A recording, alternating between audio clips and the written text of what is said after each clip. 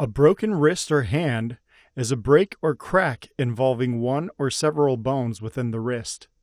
The wrist is made up of 8 small bones as seen here, which connect with 2 longer bones called the radius and ulna. A broken wrist may happen in any of these 10 bones, though the most commonly broken bone is the radius. This is called a distal radius fracture by hand surgeons. A broken wrist should be treated as soon as possible to avoid bones healing improperly and malalignment. This would affect the ability to do activities of daily living. Broken wrists are one of the most common injuries seen in orthopedic practice. They make up 8 to 15% of all bony injuries in adults, with more than 640,000 cases per year in the United States alone.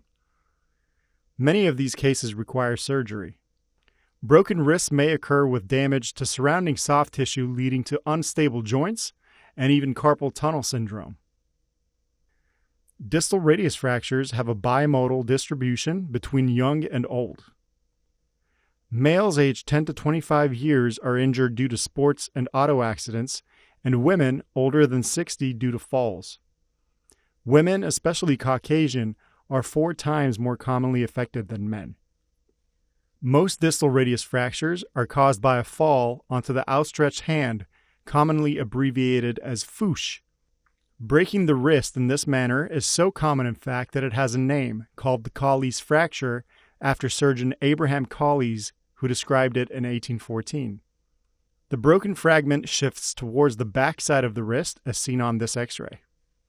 Colles fractures account for 90% of all distal radius fractures. These other types of fractures make up the remaining 10%, namely Smith's, Barton's, Chauffeur's, and die punch fractures. They occur by different angles of force when striking through the wrist, effectively breaking the 3 columns or pillars of the long bones, shown in blue, green, and red. These basic types may even occur in combination, and so some fractures are worse than others. We can describe wrist fractures as stable and unstable. A stable or non-displaced break is where the broken bones don't move out of place. Some displaced breaks can be stable too, once they are put back into place and remain stable during healing. Stable breaks can usually be treated non-surgically with a cast. On the other hand, unstable breaks are severe and shatter into many pieces called comminuted fragments or fractures. They may look crooked or bent. These unstable type require surgery for realignment.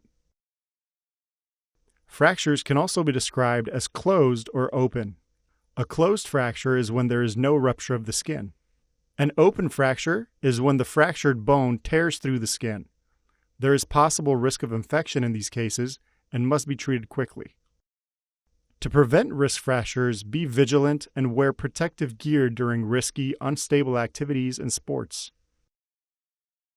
Certain conditions can make bones weaker, especially osteoporosis, diabetes, and rheumatoid arthritis.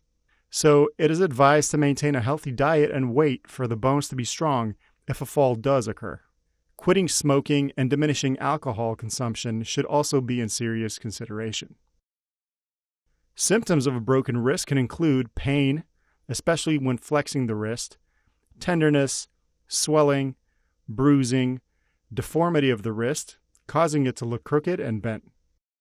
For initial diagnosis of a distal radius fracture, the doctor will take a number of X-ray images. A posterior-anterior view and a lateral view are considered routine minimal evaluation. These images can help the assessment of both before and after a fracture has been treated.